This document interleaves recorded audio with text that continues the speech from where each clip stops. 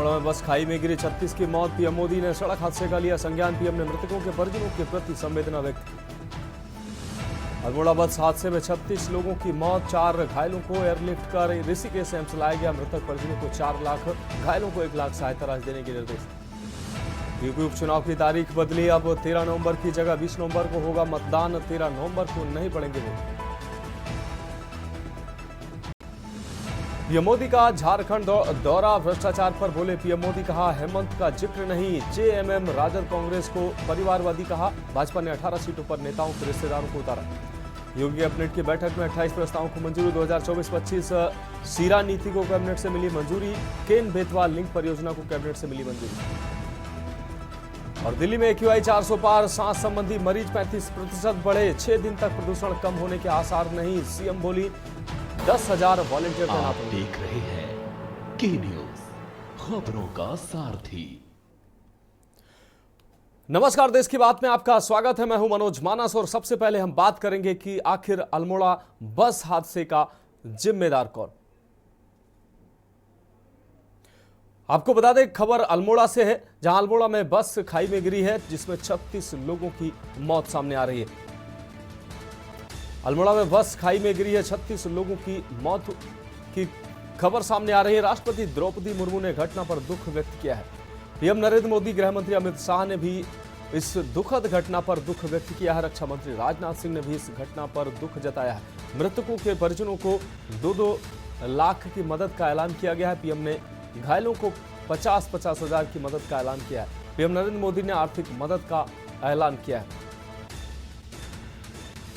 तो ये मदद केंद्र सरकार की तरफ से ऐलान की गई है। इसके अलावा राज्य सरकार की तरफ से भी मदद की घोषणा की गई है। पीएम ने घायलों को 50-50 हजार की मदद का ऐलान किया है। आपको बता दें कि अल्मोड़ा में ये बस हादसा हुआ है। पीएम नरेंद्र मोदी ने इस घटना पर दुख व्यक्त किया है। तो इस वक्त की अहम खबर आपको अल्मोड़ा से दिखा रहा है। अल्मोड़ा में बस खाई में गिरी है, जिसमें 36 लोगों की दुखद मौत हुई है।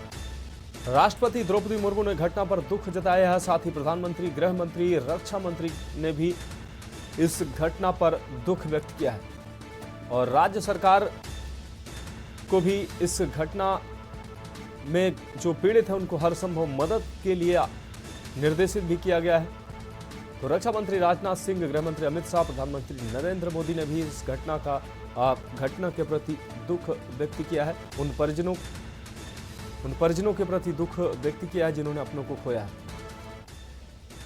तो ये प्रधानमंत्री ने ट्वीट किया, उत्तराखंड के अल्मोड़ा में हुए सड़क हादसे में जिन्होंने अपनों को खोया है उनके प्रति मेरी शोक संवेदनाएं हैं। इसके साथ ही मैं सभी घायलों की शीघ्र कुशलता की कामना करता हूं। राज्य सरकार की देखरेख में स्थानीय प्रशासन राहत और बचाव के हर संभव प्रयास में जुटा हुआ। प्रधानमंत्री नरेंद्र मोदी ने एक्स पर पोस्ट के माध्यम से इस घटना का दुख जताया है। साथ ही मृतकों के परिजनों के प्रति संवेदना भी व्यक्त की है। गृह मंत्री अमित शाह, रक्षा मंत्री राजनाथ सिंह ने भी इस घटना में दुख जताया है और मृतकों के परिजनों के प्रति संवेदना व्यक्त की है और घायलों के शीघ्र स्वास्थ्य होने की कामना भी की है। राष्ट्रपति द्रौपदी मुर्मू ने भी एक्स पर ट्वीट के माध्यम से अपनी बात रखी। अल्मोड़ा उत्तराखंड में सड़क दुर्घटना में महिलाओं और बच्चों सहित कई लोगों की मृत्यु का समाचार हृदय बेदारक है। मैं शोक संतप्त परिवारों के प्रति गहन संवेदना व्यक्त करती हूं तथा घायल हुए लोगों के शीघ्र स्वास्थ्य होने की कामना करती हूं। राष्ट्रपति द्रौपदी मुर्मू ने एक्स पर पोस्ट के माध्यम से इस घटना पर दुख व्यक्त किया है और घायलों के शीघ्र स्वास्थ्य होने की कामना की है। साथ ही मृतक के परिजनों के प्रति शोक संवेदना व्यक्त की है। तो ये दुखद घटना सामने आई है। 36 लोगों की इसमें मौत हुई है। हालांकि अभी मृतकों का आंकड़ा और बढ़ने की संभावना बनी हुई है। घायलों का लगभग 20 लोग इसमें अभी तक घायल बताए जा रहे हैं, जिनको जो अस्पताल में भर्ती है, जिनका इलाज चल रहा है। 4 अति गंभीर लोगों को ऋषिकेश एम्स एयरलिफ्ट कर पहुंचाया गया है, जहां उनका इलाज चल रहा है। उनकी हालत चिंताजनक बनी हुई है। तो अल्मोड़ा में ये बस दुर्घटनाग्रस्त हुई, जिसमें 36 लोगों की दुखद मौत की खबर सामने आई है। 36 लोगों की मौत के अलावा 20 से ज्यादा लोग घायल होने की भी खबर सामने आ रही है।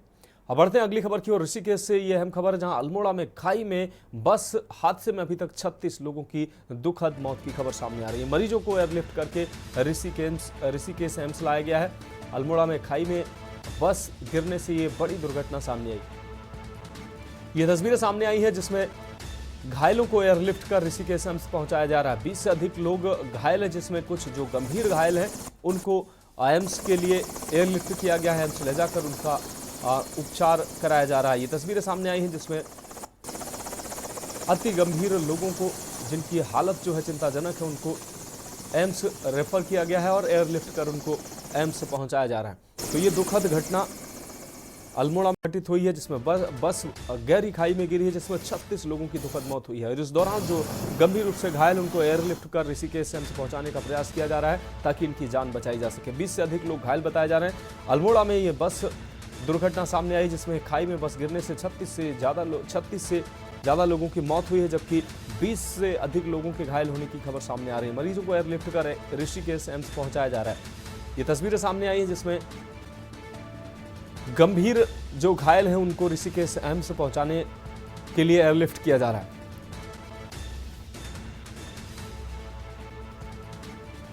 तो आपको बता दें कि हादसे में अभी तक 36 लोगों की दुखद मौत की खबर सामने आई है। प्रधानमंत्री, राष्ट्रपति, गृह मंत्री और रक्षा मंत्री ने इस बड़ी और दुखद घटना पर शोक संवेदनाएं व्यक्त की है मृतकों के परिजनों के प्रति। साथ ही घायलों के शीघ्र स्वास्थ्य होने की उन्होंने कामना की है। उन्होंने राज्य सरकार की निगरानी में जो चल रही राहत बचाव कार्य के प्रति भी उन्होंने कहा है कि राज्य सरकार राहत बचाव कार्य कर रही है। घायलों के शीघ्र स्वास्थ्य होने की कामना की गई है। जो अति गंभीर लोग हैं उनको, अति गंभीर मरीजों को, अति गंभीर घायलों को एयरलिफ्ट कर ऋषिकेश एम्स पहुंचाने का प्रयास किया जा रहा है। तस्वीरें आप देख सकते हैं। अल्मोड़ा में बस खाई में गिरने से ये दुखद घटना सामने आई है। 36 लोगों की अभी तक मौत की खबर सामने आ चुकी है, जबकि कई लोगों के घायल होने की खबर है। 4 से 5 जो अति गंभीर लोग बताए जा रहे थे, जिनकी हालत चिंताजनक थी, उनको ऋषिकेश एम्स के लिए एयरलिफ्ट किया गया है। बढ़ते हैं अगली खबर की और। खबर देहरादून से है, जहां अल्मोड़ा में हुए भीषण बस हादसे में अब तक 36 लोगों की मौत हो चुकी है। जहां घायलों का उपचार किया जा रहा है, वहीं मुआवजे की घोषणा भी की जा चुकी है। मुख्यमंत्री पुष्कर सिंह धामी ने इस घटना पर गहरा दुख व्यक्त करते हुए मृतकों के परिवारीजनों को 4-4 लाख व घायलों को 1-1 लाख रुपए देने की घोषणा की है। इसी के साथ ही एआरटीओ अल्मोड़ा व पौड़ी के निलंबन के निर्देश भी दिए गए हैं और कुमाऊं कमिश्नर को मजिस्ट्रेट जांच के आदेश दे दिए गए हैं। आपको बता दें, स्टेट गवर्नमेंट के अलावा केंद्र सरकार ने भी राहत राशि प्रदान करने की घोषणा की है। 2-2 लाख रुपए मृतक के आश्रितों को, साथ ही 50,000 रुपए घायलों को केंद्र सरकार की तरफ से देने की बात कही गई है। वहीं अगर स्टेट गवर्नमेंट की बात करें तो 4 लाख रुपए मृतकों के परिजनों को सहायता राशि प्रदान की जाएगी। वहीं घायलों को 1 लाख रुपए सहायता राशि के तौर पर उनको उपलब्ध कराए जाएंगे। एआरटीओ पर कार्रवाई की बात सामने आ रही है। अल्मोड़ा में ये भीषण सड़क हादसा हुआ है, जिसमें गहरी खाई में बस गिरने से 36 लोगों की दुखद मौत हुई है। 20 से अधिक लोग घायल बताए जा रहे हैं। अति गंभीर लोगों को ऋषिकेश एम्स में एयरलिफ्ट कर पहुंचाया जा रहा है। आपको बता दें, अल्मोड़ा में बस हादसे में 36 लोगों की मौत की खबर अभी तक सामने आ चुकी है। वहीं कई लोगों के घायल होने की भी खबर है। गंभीर रूप से घायलों को रामनगर से एयरलिफ्ट कर ऋषिकेश एम्स भेजा गया है। आपको बता दें, वहीं इस हादसे के बाद सीएम पुष्कर सिंह धामी ने भी दिल्ली में अपनी सभी महत्वपूर्ण बैठक और कार्यक्रम रद्द कर दिए हैं। बताया जा रहा है कि सीएम कुछ ही देर में दिल्ली से उत्तराखंड के लिए रवाना होंगे। रामनगर के पास अल्मोड़ा जनपद में बहुत ही दुखद घटना घटी है।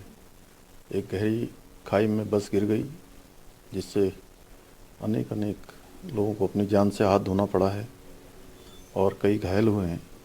उन सभी घायलों को तत्काल स्वास्थ्य सुविधाएं मिले, उपचार मिले, उसके लिए सभी एम्बुलेंस इत्यादि की व्यवस्था तत्काल वहां पर की जा रही है।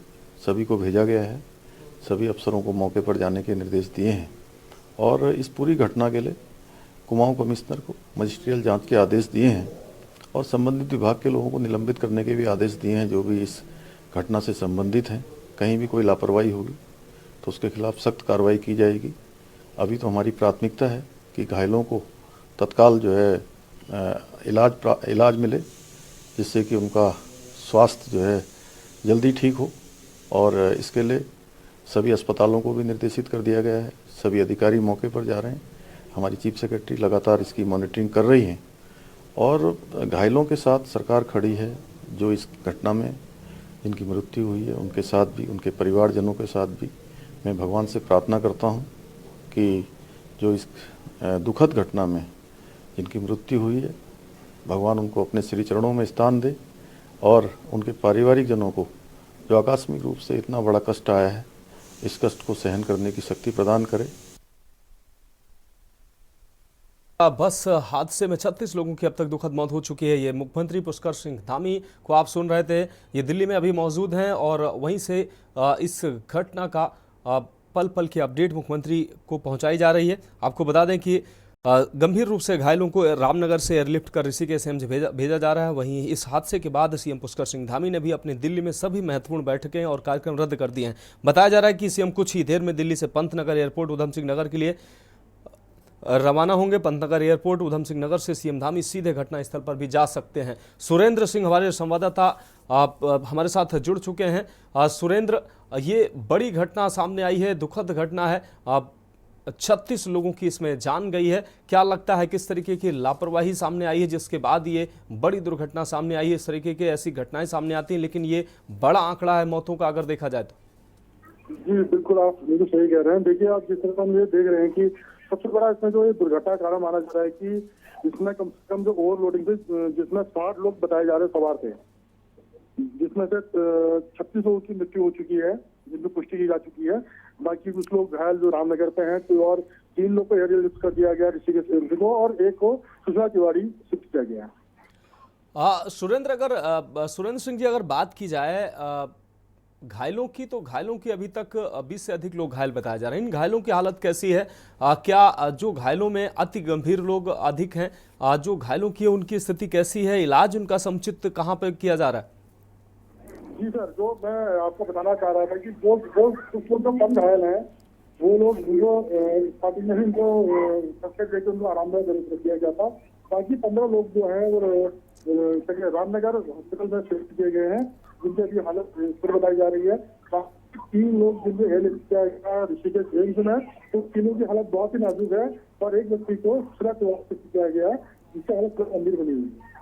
सुरेंद्र, अगर बात की जाए मृतकों की और घायलों की, तो वहां से सबको जो मृतक थे उनके शवों को वहां से रेस्क्यू कर लिया गया है, घायलों को अस्पताल पहुंचाया जा चुका है।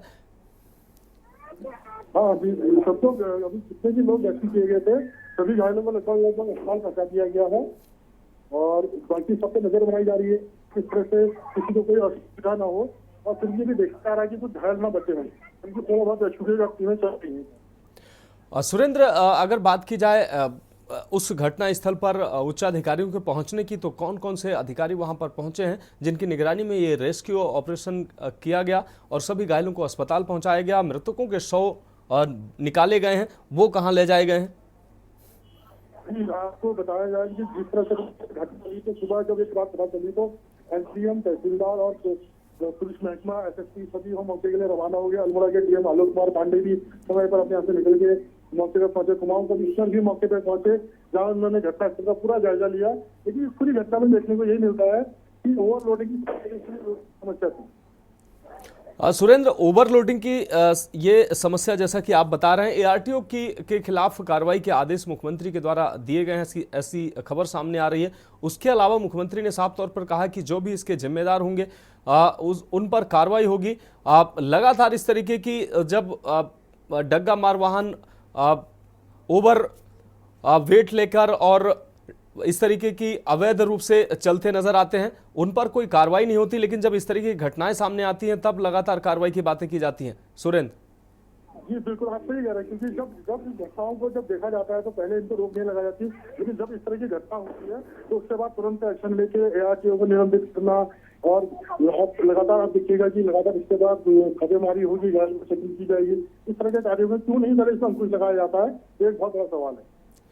निश्चित रूप से सुरेंद्र, जिस तरीके से आपने अभी बताया कि इसमें बहुत बड़ी मात्रा में सवारियां, क्षमता से अधिक सवारियां भरी हुई थी, जो एक बड़ी वजह हो सकती है इस दुर्घटना का, तो ऐसे तमाम हर जगह उत्तराखंड में इस तरीके की तमाम ऐसी तस्वीरें देखने को मिलती हैं।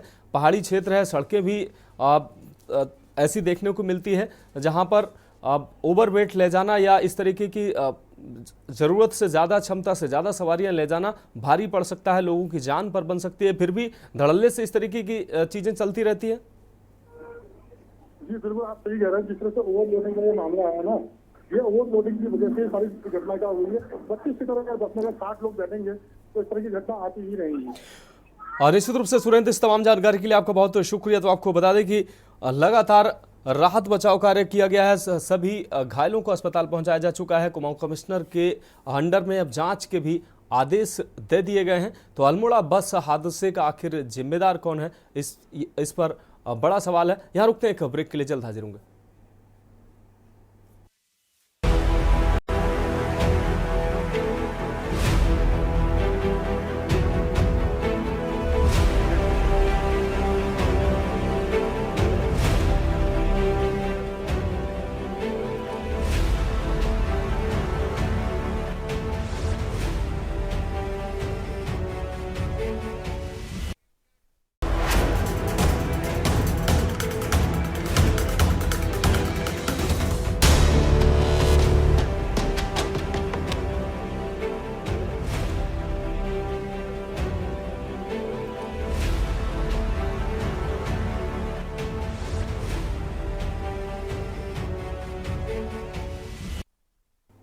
तो ब्रेक के बाद एक बार फिर से आपका स्वागत है। हम बात कर रहे हैं अल्मोड़ा बस हादसे का आखिर जिम्मेदार कौन। आपको बता दें 36 लोगों की दुखद मौत की खबर सामने आ रही है, जबकि 20 से अधिक लोग घायल हैं।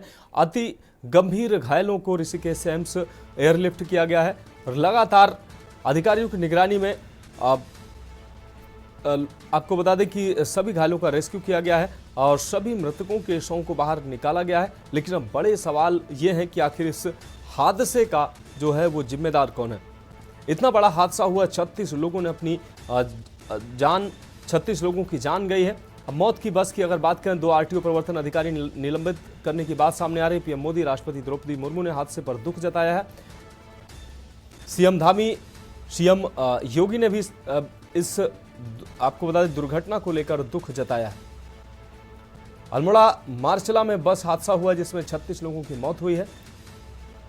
हादसे में 19 लोग गंभीर रूप से घायल हुए हैं। उत्तराखंड में 36 मौतों की जांच के आदेश दिए गए हैं। मुख्यमंत्री की निगरानी में लगातार अधिकारी कार्य कर रहे हैं। सीएम धामी ने मुआवजे का भी ऐलान किया है। घायलों और मृतकों के परिजनों को मुआवजे का ऐलान मुख्यमंत्री के द्वारा किया गया है। 2 एआरटीओ प्रवर्तन अधिकारी निलंबित किए गए हैं। हादसे का जिम्मेदार आखिर कौन है, ये बड़ा सवाल बना हुआ है। पीएम मोदी, राष्ट्रपति द्रौपदी मुर्मू ने और गृह मंत्री और रक्षा मंत्री ने भी इस दुखद हादसे पर दुख जताया। सीएम धामी, उत्तर प्रदेश के मुख्यमंत्री योगी आदित्यनाथ ने भी इस हादसे पर दुख जताया है। अल्मोड़ा मार्चला में इस बड़े दुर्घटना में 36 लोगों की मौत हुई। हादसे में 19 लोग गंभीर घायल बताए जा रहे हैं। उत्तराखंड में 36 लोगों की मौत की जांच के आदेश दे दिए गए हैं। कुमाऊं कमिश्नर के निगरानी में ये जांच के आदेश दिए गए हैं। सीएम धामी ने आपको बता दें जांच के आदेश दिए। घायलों और मृतकों के परिजनों को मुआवजे का भी ऐलान मुख्यमंत्री के द्वारा किया गया है। इसके अलावा 2 एआरटीओ प्रवर्तन अधिकारी निलंबित किए गए हैं। लेकिन बड़ा सवाल यह है कि आखिर हादसे का जिम्मेदार कौन है। क्या आरटीओ को निलंबित कर देना ही जिम्मेदारी तय हो जाती है? सीएम धामी और उत्तर प्रदेश के मुख्यमंत्री योगी आदित्यनाथ ने इस घटना का प्रति दुख जताया है और घायलों के शीघ्र स्वास्थ्य होने की कामना की है। तो मौत की बस का आखिर जिम्मेदार कौन है? उत्तराखंड में इन 36 लोगों की मौतों का जिम्मेदार कौन है? मुख्यमंत्री धामी ने मुआवजे का ऐलान किया है। ये बड़ी दुर्घटना सामने आई है। आपको बता दें जिस तरीके से मौतों का आंकड़ा सामने आया है उससे यह अंदाजा लगाया जा सकता है कि इस डग्गा मार बस में कितने लोग सवार थे और किस तरीके से सवारियों को ठूस ठूस कर भरा गया था। तो यहां रुकेंगे, एक और ब्रेक के लिए जल्द हाजिर होंगे।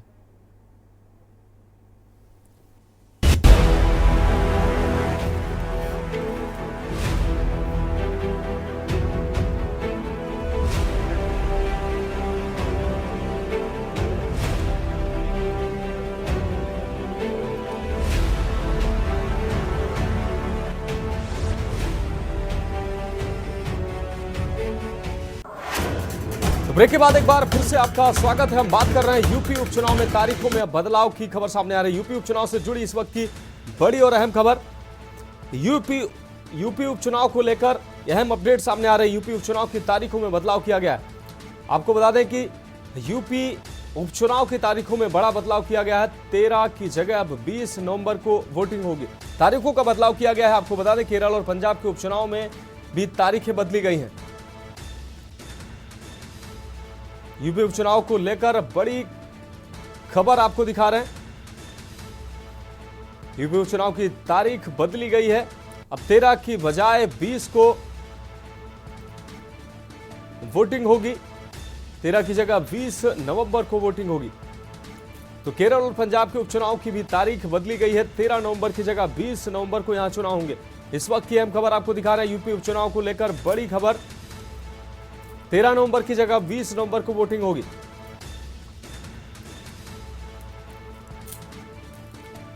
तो तारीखों का ऐलान पहले ही हो चुका था, लेकिन अब इसमें बदलाव किया गया है। आपको बता दें कि 13 नवंबर को जो होने वाले चुनाव को अब रद्द करते हुए इसको अब 20 नवंबर को किया गया है। उत्तर प्रदेश की 9 विधानसभा सीटों पर उपचुनाव होने हैं। चुनाव आयोग ने पहले इन सीटों पर 13 नवंबर को मतदान की घोषणा की थी, लेकिन राजनीतिक दलों के अनुरोध के बाद अब चुनाव आयोग ने तारीखों को पुनर्निर्धारित करते हुए 20 नवंबर को मतदान की घोषणा की है। उत्तर प्रदेश के साथ पंजाब और केरल में भी मतदान की तारीखों में बदलाव किया गया है। आपको बता दें कई पार्टियों ने चुनाव आयोग को पत्र लिखा था, जिसमें तारीखों के बदलाव का अनुरोध किया गया था। आपको बता दें कि उपचुनाव की तारीखों में बदलाव के लिए बसपा, भाजपा, कांग्रेस और रालोद समेत कई पार्टियों ने चुनाव आयोग को पत्र लिखा था। तो चुनाव आयोग को पत्र लिखकर तारीखों में बदलाव का अनुरोध किया गया था।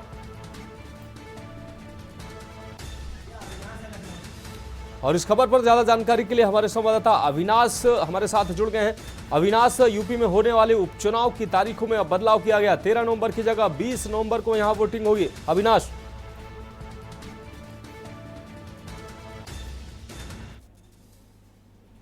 क्या आप हमें सुन पा रहे हैं?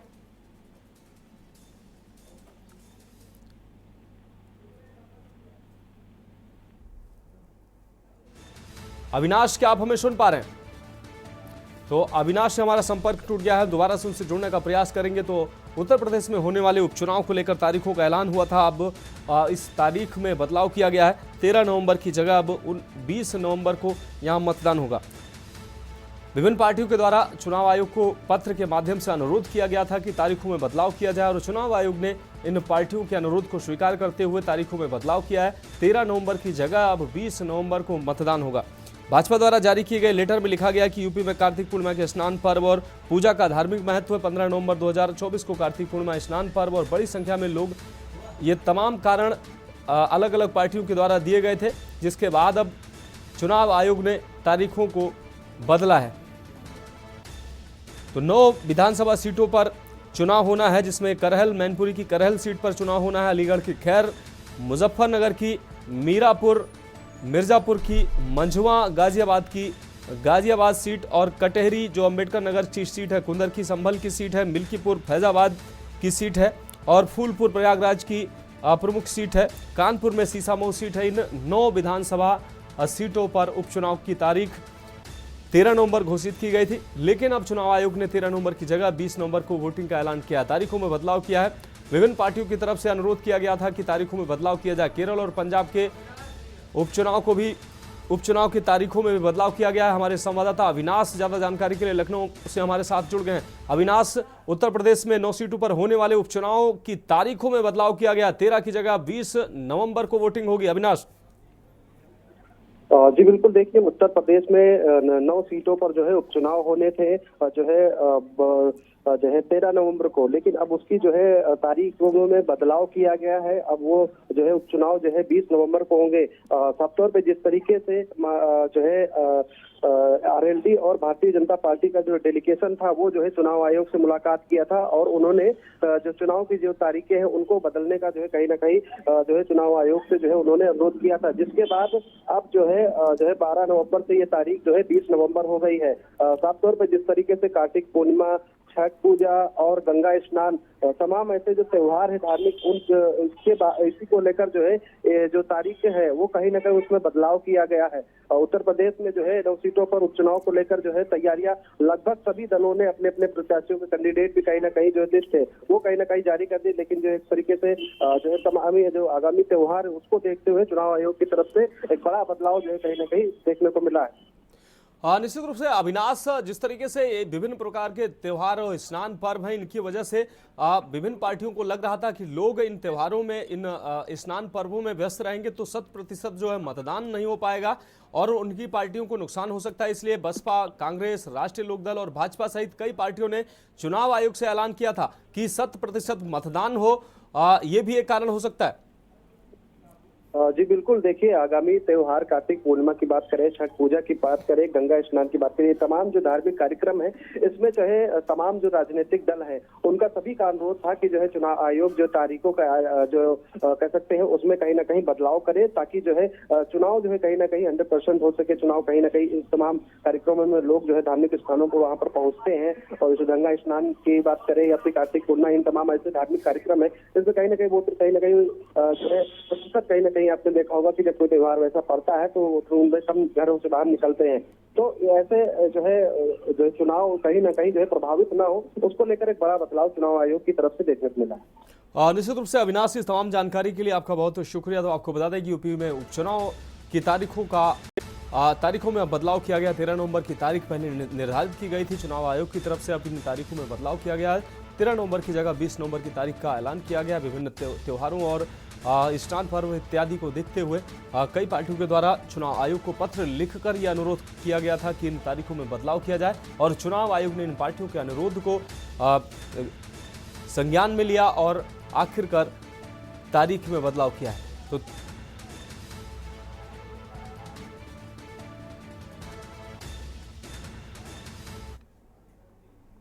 और अब बढ़ते हैं अगली खबर की ओर। बुलंदशहर से अगली खबर है, जहां राधा स्वामी सत्संग भवन को बंद करने की मांग की जा रही है। आपको बता दें ग्रामीणों ने की है सत्संग भवन को बंद करने की मांग। भवन में सेवादार ने किया था 2 नाबालिग बच्चियों से रेप। 4 माह की गर्भवती है रेप पीड़िता एक किशोरी। आरोपी सेवादार को पुलिस जेल भेज चुकी है। आपको बता दें ग्रामीणों ने डीएम से आश्रम को बंद कराने की मांग की है। कोतवाली श्याना क्षेत्र के एक गांव का यह पूरा मामला है। तो आश्रम के सेवादार द्वारा 2 मासूम बच्चियों के साथ घिनौनी कुकृत्य किया गया था, जिसके बाद जो एक मासूम जो बच्ची थी वो गर्भवती हो गई। अब इसके बाद जब मामले का खुलासा हुआ है तो सेवादार को पुलिस ने जेल भेजा है, और अब इन ग्रामीणों के द्वारा इस आश्रम को बंद करने की मांग की जा रही है। तो बुलंदशहर से अहम खबर, राधा स्वामी सत्संग भवन को बंद करने की मांग ग्रामीणों के द्वारा लगातार की जा रही है। आपको बता दें ग्रामीणों ने की है सत्संग भवन को बंद करने की मांग। डीएम से अपील की है ग्रामीणों ने, इस सत्संग आश्रम को बंद करने की मांग की है। भवन में सेवादार ने 2 नाबालिग बच्चियों से रेप की घटना को अंजाम दिया था। 4 माह की गर्भवती रेप पीड़िता एक किशोरी, 4 माह की गर्भवती है एक रेप पीड़िता किशोरी। इस घटना का खुलासा होने के बाद सेवादार को जेल भेज दिया गया है। वहीं अब आरोपी सेवादार को जेल भेजने के बाद अब ग्रामीणों ने सत्संग को बंद करने, आश्रम को बंद कराने के लिए अधिकारियों से अपील की है। हमारी लड़की की कोई सुनवाई नहीं हुई, भतीजी हमारी पोती लगे 14 साल की 13 साल की उम्र है, जो गर्भवती है 5-6 महीने की। हम ये चाहते सत्संग कुछ देर के लिए बंद हो जाए, बिल्कुल ही। खुला रहने में क्या समस्या? खुले रहने में तो पब्लिक भर जाएगी, कोई तोड़ फोड़ होगा, कोई आदमी इधर से उधर होगा तो मामला खराब हो जाएगा, लड़ाई झगड़ा बढ़ेगा। बस खुलने में ये परेशानी है।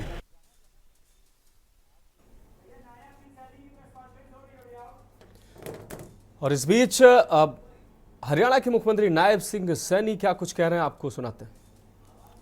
हम एक रोड मैप तैयार करके वहाँ पर लाइब्रेरी खोलने का काम हम करेंगे, ताकि हमारे युवाओं को अच्छी वहाँ पर किताबों से, लाइब्रेरी से बुक्स भी मिल सकें और उनको वहाँ पर अच्छी जानकारियाँ भी मिल सकें। उसके लिए हम लाइब्रेरी खोलने का काम कर रहे हैं। और जो हमारे टायर 3 और टायर 2 और टायर 3 के जो हमारे कस्बे हैं वहाँ पर भी वाचनालय खोलने का निर्णय हमारी सरकार ने लिया है लगातार, क्योंकि युवाओं को ज़्यादा संख्या के अंदर नज़दीक में ही उनके अच्छी लाइब्रेरी मिल सके। ई लाइब्रेरी को भी हमने खोलने का निर्णय किया है ताकि वो ई लाइब्रेरी के माध्यम से भी बुक्स के अंदर जो वो जानना चाहते हैं उसकी जानकारी मिल सके। आज मैं इस पुस्तक मेले के ऊपर सभी को बहुत बहुत बधाई देता हूं और खासकर युवा साथियों से अपील करूंगा कि वो अवश्य इस पुस्तक मेले के अंदर वो आएँ और जानकारी। सर, डीएससी समाज का डेलीगेशन आज आप आने वाला है, उनको भोजन भी करवाएंगे। डीएससी समाज के डेलीगेशन को बुलाया गया है आज। नहीं, डीएससी वो डोम समाज के पदाधिकारी पूरे हरियाणा प्रदेश के लोग आ रहे हैं। मेरे पास उनका फ़ोन आ रहा था कि हम आपको सम्मानित करना चाहते हैं, तो मैंने आज फिर निर्णय किया था कि आज उनको बुलाया था कि वो आएँ, उनके साथ बैठ करके भोजन भी हम करेंगे। सर, कनाडा में हिंदू टेम्पल पे जो अटैक हुआ है, जो वहाँ हिंदू लोग हैं उन पर अटैक हुआ, उसमें क्या देखिए, दुर्भाग्यपूर्ण है और उसके ऊपर हमारा केंद्र पूरा का पूरा नज़र लगाए हुए है और ऐसी घटनाएं नहीं होनी चाहिए। सर, राजस्थान प्रचार के लिए भी जा रहे हैं सर, उपचुनाव जो हो रहा है राजस्थान का, आप जा रहे हैं सर परसों? राजस्थान में भी जाएंगे और जहाँ जहाँ भी पार्टी के आदेश होंगे वहाँ पर हम जा कर के चुनाव प्रचार करेंगे। और मेरा ये परम सौभाग्य है कि आदरणीय मोदी जी के नेतृत्व में हरियाणा में भी तीसरी बार बहुत बड़े मैंडेट के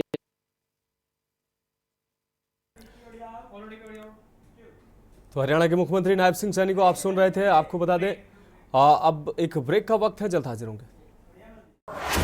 ब्रेक के बाद एक बार फिर से देश की बात में आपका स्वागत। रुक करके अगली अहम खबर का लखनऊ से अगली अहम खबर है, जहां यूपी में छठ पर्व को लेकर डीजीपी के निर्देश सामने आए हैं। छठ पर्व को लेकर सुरक्षा व्यवस्था के निर्देश डीजीपी के द्वारा दिए गए हैं। ADG zone police commissioner IG range को जारी किए गए हैं निर्देश। डीजीपी ने एसएसपी और एसपी के लिए भी ये निर्देश जारी किए हैं। घाटों पर पर्याप्त संख्या में पुलिसकर्मियों की लगाई जाए ड्यूटी। घाटों पर पर्याप्त संख्या में गोताखोरों की व्यवस्था भी करें, साथ ही सादे कपड़ों में पुलिसकर्मियों की भी ड्यूटी लगाई जाए। डीजीपी के द्वारा ये अहम निर्देश दिए गए हैं। एंटी रोमियो स्क्वाड को भी सक्रिय रखा जाए। तो डीजीपी के अहम निर्देश सामने आए हैं। प्रमुख घाटों पर दमकल की गाड़ियों की व्यवस्था रखें, पर्याप्त पुलिस बल, रेलवे स्टेशन पर, बस स्टैंड और पर भी पुलिसकर्मी तैनात हो। भीड़ भाड़ वाले इलाकों में पुलिस फुट पेट्रोलिंग भी करे। तो सूबे के पुलिस विभाग के मुखिया के द्वारा यह अहम निर्देश दिए गए हैं। छठ पूजा को दृष्टिगत ये अहम निर्देश दिए गए हैं। आम जनमानस में पुलिस फोर्स की विजिबिलिटी भी दिखाई देनी चाहिए, विजिबिलिटी भी हो, ये भी अहम निर्देश दिए गए हैं। लोकल इंटेलिजेंस यूनिट को सक्रिय रखा जाए, असामाजिक तत्वों पर कार्रवाई की जाए। डीजीपी के द्वारा ये तमाम अहम निर्देश अपने मातहतों को दिए गए। सोशल मीडिया प्लेटफॉर्म पर भी निगरानी बढ़ाई जाए, असामाजिक और भ्रामक पोस्ट पर भी कार्रवाई की जाए। डीजीपी के द्वारा ये अहम निर्देश दिए गए हैं। तो लखनऊ से इस वक्त की अहम खबर आपको दिखा रहे हैं। इन त्योहारों के दृष्टिगत, छठ पूजा के दृष्टिगत डीजीपी ने अहम निर्देश दिए हैं। अब बढ़ेंगे अगली अहम खबर की तरफ। बुलंदशहर से अगली अहम खबर, जहां एसएसपी ने यातायात माह की शुरुआत की है। आपको बता दें, एसएसपी ने हरी झंडी दिखाकर यातायात माह की शुरुआत की है। यातायात नियमों को लेकर आमजन को जागरूक किया गया है। आपको बता दें, एनसीसी कैडेट्स ने शहर में रैली निकालकर जागरूकता फैलाई है। बुलंदशहर काला आम चौराहे तक ये रैली निकाली गई है। तो एनसीसी कैडेट ने शहर में रैली निकालकर लोगों को जागरूक किया है। बुलंदशहर से अहम खबर आपको दिखा रहे हैं। एसएसपी ने यातायात माह का शुभारंभ किया है। एसएसपी ने हरी झंडी दिखाकर यातायात माह की शुरुआत की है। तो यातायात नियमों को लेकर आमजन को जागरूक किया गया है।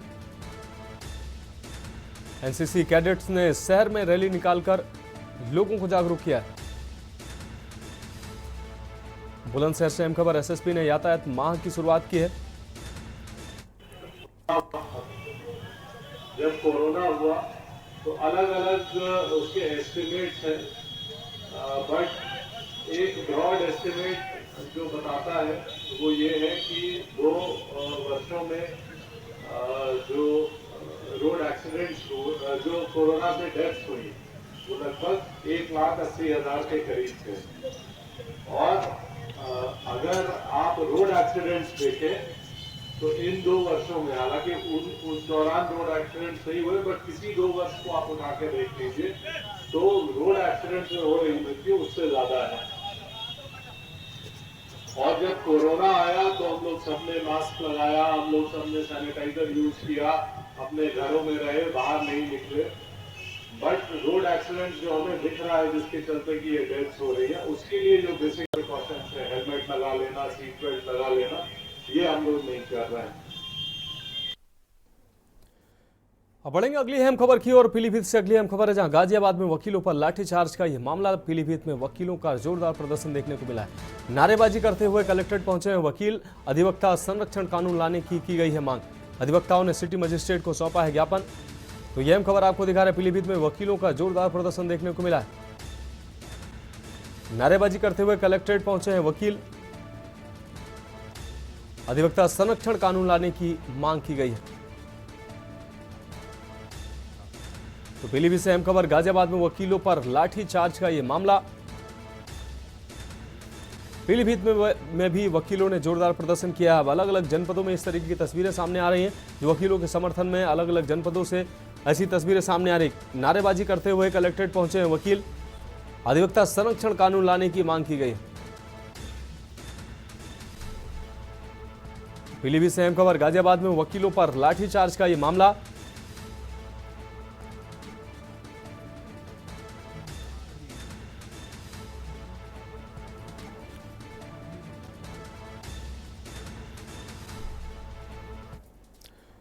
अब बढ़ेंगे अगली खबर की ओर। इटावा से अगली खबर है, जहां सड़क दुर्घटना में दारोगा की दर्दनाक मौत हुई है। आपको बता दें, भरथना में दारोगा रईस पाल की दर्दनाक मौत हुई है। बाइक सवार दारोगा की ट्रक से कुचलकर मौत हुई है। तस्वीरें आप देख सकते हैं, दर्दनाक तस्वीरें सामने आई हैं। ट्रक ड्राइवर ट्रक छोड़कर मौके से फरार हुआ है। भरथना के हल्का इंचार्ज के पद पर तैनात थे दारोगा।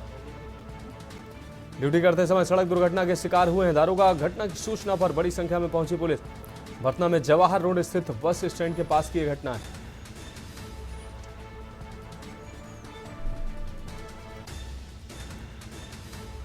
घटना की सूचना पर बड़ी संख्या में पहुंची है पुलिस।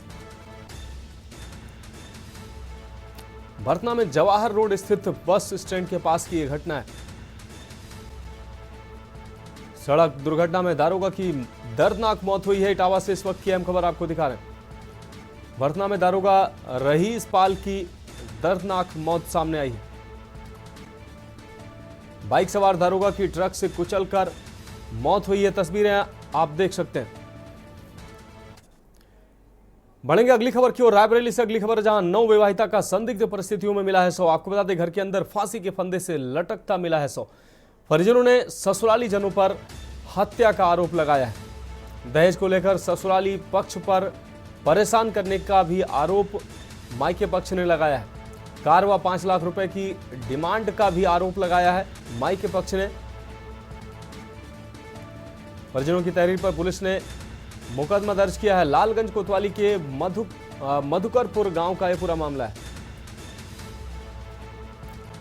दहेज को लेकर प्रताड़ित करने का आरोप मायके पक्ष ने लगाया है। कार और 5 लाख रुपए की डिमांड का भी आरोप ससुराल पक्ष पर लगा है। परिजनों की तहरीर पर पुलिस ने मुकदमा दर्ज किया है।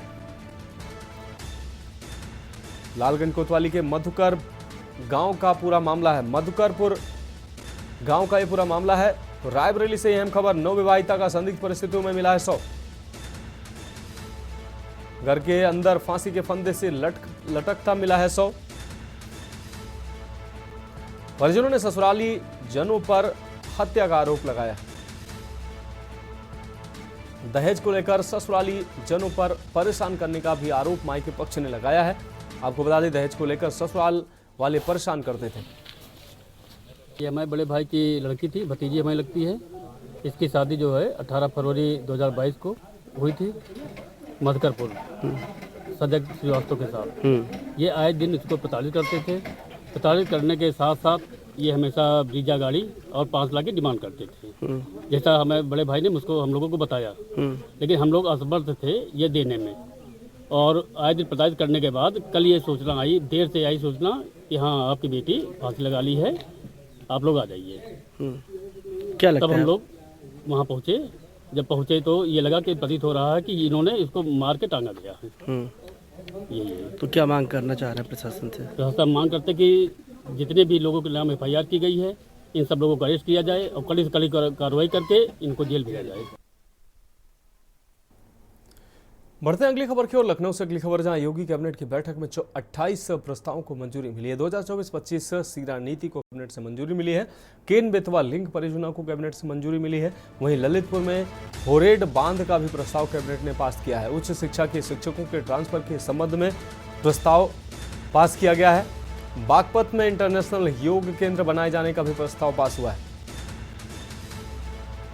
तो योगी कैबिनेट ने अहम प्रस्ताव पास किए हैं। केन बेतवा लिंक परियोजना को कैबिनेट की मंजूरी मिली है।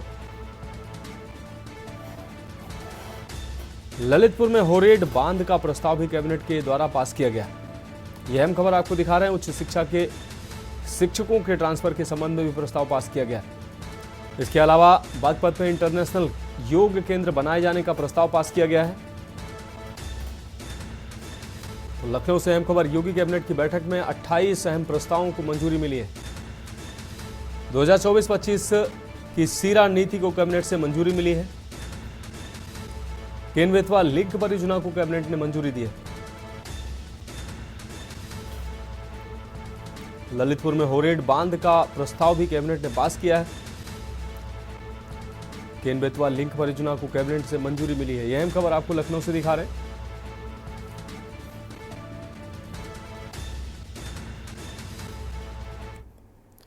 बढ़ेंगे अगली खबर की ओर। रायबरेली से अगली खबर, जहां सांसद राहुल गांधी का एक दिवसीय दौरा सामने आया है। कई योजनाओं का करेंगे लोकार्पण व शिलान्यास।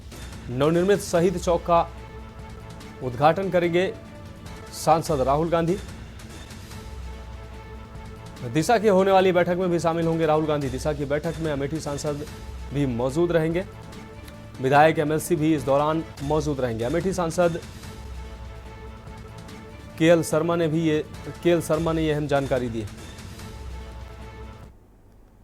राहुल जी यहाँ पे एक दिशा की मीटिंग, मेन कार्यक्रम तो दिशा की मीटिंग का है। उसके बाद क्योंकि ये हमारे नगर पालिका चेयरमैन शत्रुघ्न जी ने उनका एक शहीद चौक पे डिग्री कॉलेज चौराहे के ऊपर इन्होंने अपना एक चौक बनाया है, रिनोवेशन किया, उसका नई उस पर किया, उसका उद्घाटन राहुल जी से कराएंगे। उसके बाद फिर पीएमजीएसवाई की सड़कें हैं कुछ जो सांसद लोकल करता है, तो वो उसका शिलान्यास और उद्घाटन वो चीज़ें होंगी वहाँ पे। उसके बाद 11:30 बजे से दिशा की मीटिंग शुरू हो जाएगी। तो दिशा की मीटिंग करके राहुल जी चले जाएंगे यहाँ से। ये कार्यक्रम है।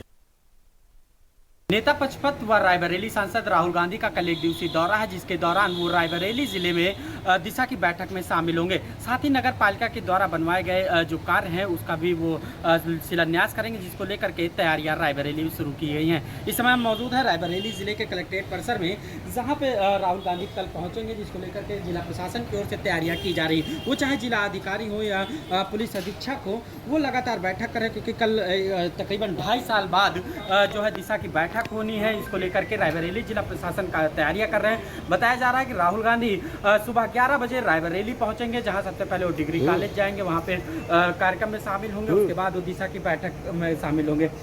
कई घंटों तक दिशा की बैठक होनी, उसको लेकर के तैयारियां, क्योंकि प्रशासन के द्वारा दिशा की बैठक के दौरान राहुल गांधी के द्वारा पूछे गए सवालों का जवाब देना है, क्योंकि किस प्रकार विकास के कार्य बन सके, योजनाएं और रायबरेली में आ सके, उसको लेकर के कल यहाँ पे तैयारियां की जाएंगी। किशोर शुक्ला के न्यूज रायबरेली। अब बढ़ेंगे अगली खबर की ओर। रायबरेली से अगली खबर है, जहां सड़क किनारे खड़ी स्कूली बस से कार टकराई। हादसे में कार में सवार पिता पुत्र गंभीर रूप से घायल हुए हैं। घायलों को इलाज के लिए पहुंचाया गया सीएचसी। हालत नाजुक देखते हुए जिला अस्पताल रेफर किया गया है। गुरबख्शगंज थाना क्षेत्र के अटोरा के पास की घटना है। तो घायलों को इलाज के लिए सीएचसी पहुंचाया गया है।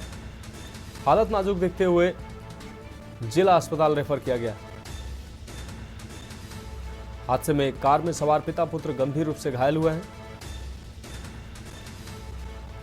घायलों के इलाज के लिए सीएचसी पहुंचाया गया है। तो अहम खबर आपको दिखाना, हालत नाजुक देखते हुए जिला अस्पताल रेफर किया गया है पिता और पुत्र को। गुरबख्शगंज थाना क्षेत्र के अटोरा के पास की यह घटना है। सड़क किनारे खड़ी स्कूली बस से टकराई है कार।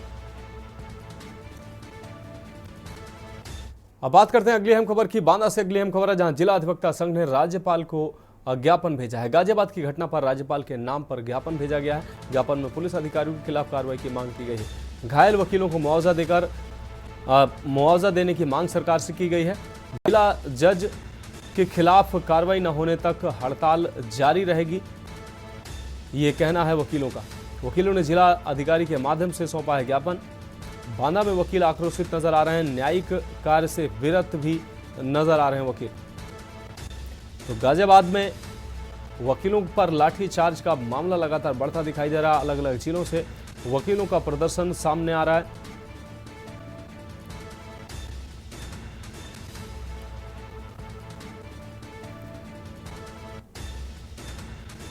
तो बांदा में वकील आक्रोशित नजर आ रहे हैं और कार्य विरत भी।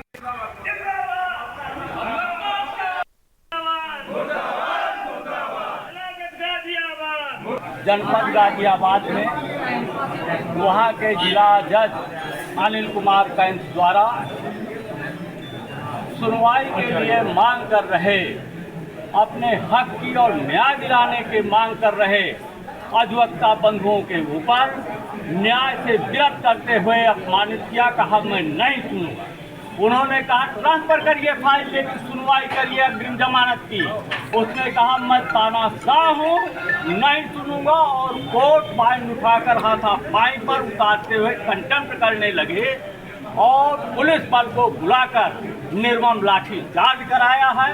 आज पूरे देश का अधिवक्ता आंदोलनरत है। ऐसे भ्रष्ट और दुर्दांत भ्रष्टाचारी कदाचारी जब तक जनपद न्यायाधीश अनिल कुमार कैंथ बर्खास्त नहीं हो जाता, तब तक अधिवक्ता समाज पूरे देश का सड़क पर होगा, न्याय की लड़ाई लड़ेगा। अगर हम अपनी बात नहीं कह पाएंगे तो आम जनमानस को न्याय नहीं दिला सकते। कोर्ट के परिसर के अंदर पुलिस का प्रवेश कराना, आरपीएफ का प्रवेश कराना इतिहास की पहली घटना है। बढ़ेंगे अगली खबर की ओर। खबर इटावा से है, जहां आजमगढ़ से सपा सांसद धर्मेंद्र यादव ने दावा किया कि देश में हो रहे चुनाव में जीतकर इंडिया अलायंस सरकार बनाएगी। सरकार गठन में समाजवादी पार्टी लोगों की महत्वपूर्ण भूमिका होगी। साथ ही कहा कि गिरिराज किशोर ने कभी कोई सुलझा बयान नहीं दिया है। वह हमेशा भाजपा और आरएसएस की प्रयोगशाला में नफरत फैलाने वाले बयान देते हैं, क्योंकि उन्हें इसी काम के लिए लगाया गया। उन्होंने करहल विधानसभा सीट सपा को ऐतिहासिक जीत प्राप्त होने का दावा किया। सांसद यहां शहर स्थित के डिग्री कॉलेज में पटेल जागृत सभा के कार्यक्रम में बतौर मुख्य अतिथि शामिल होने पहुंचे थे।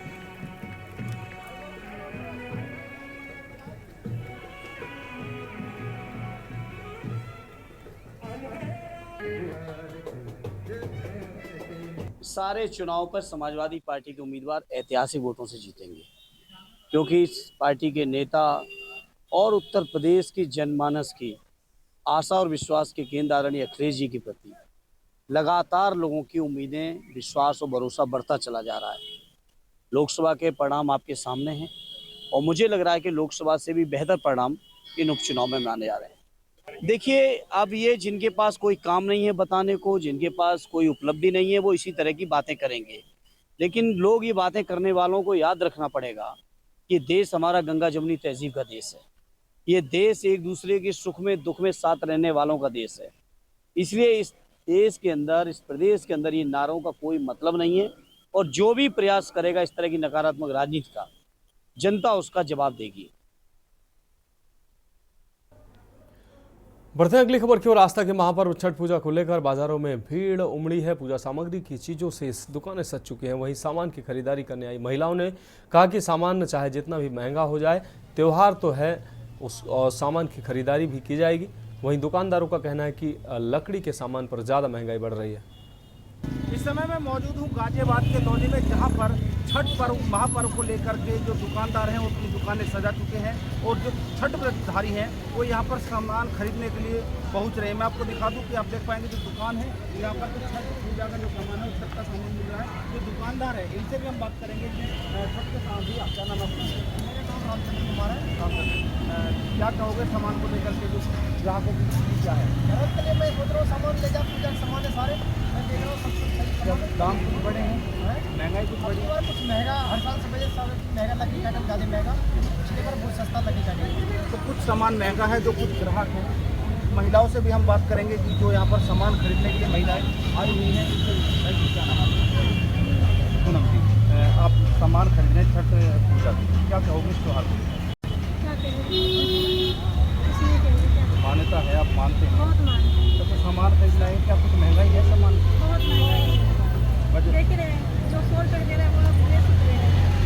माता जी, आप क्या कहेंगे जो महत्वपूर्ण त्यौहार है पूर्वांचल के लोगों का छठ पर्व, महापर्व जिसको कहा जाता है, और अब कल से पूजा शुरुआत, तो जो खरीदारी कर रहे हैं किस तरीके की खरीदारी है, क्या कहेंगे, कितना जो संदेश आप क्या देना चाहेंगे? बहुत बड़ा त्योहार है, जो 10 रुपये का सामान 400 में भी देगा तो हमें लेना चलेगा।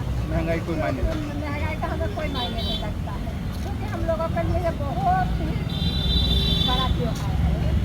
बहुत बड़ा त्यौहार है। और अगर बात करें जो खरीदारों का साफ तौर पर कहना है कि जो सामान कितना भी महंगा हो, लेकिन क्योंकि आस्था का जो कहा जा सकता है कि आस्था का महापर्व भी इस छठ महापर्व को कहा जाता है, तो कहीं ना कहीं जिस तरह से आज बाजार सजे हुए हैं, तमाम जो छठ पर्व की जो चीज़ें हैं, जो पूजा की सामग्री है, आप देख पाएंगे यहाँ पर तमाम सामग्री यहाँ पर मौजूद है, और जो ग्राहक हैं वो यहाँ पर सामान खरीद रहे हैं। वहीं जो दुकानदार हैं उनका भी कहना है कि जो सामान है अन्य पिछले वर्ष की अपेक्षा कुछ महंगा है, लेकिन जो ग्राहक हैं वो सामान खरीद रहे हैं। और अब कल से छठ महापर्व की पूजा होगी। जयवीर मावी, के न्यूज़ गाजियाबाद।